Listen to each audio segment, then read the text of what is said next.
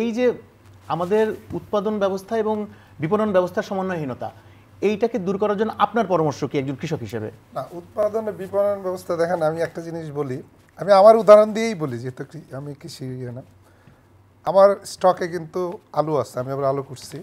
আমি একটা সরকারি ইসের মধ্যে গেলাম, সরকারি ইসের ভিতরে কোল্ড স্টোরেজে আলুর যারা বিক্রি করে আলুর বীজ, তা আমি বললাম ভাই আলুর বীজ কাদের দিতেছেন? বলছে যে আমরা এটা এমনি বলি, বলছে যে আগের যে লিস্ট ছিল আমরা ওই লিস্ট ধরে দিতেছিলাম, এবার নতুন লিস্ট আসছে আমাদের কাছে, তা আমরা নতুন লিস্ট ধরে দিয়ে দিচ্ছি। আগের মানে আমরা কোনো একটা জায়গা থেকে একটা নতুন লিস্ট আসছে, কারা পাইতে পারে আসছে নতুন, ওকে।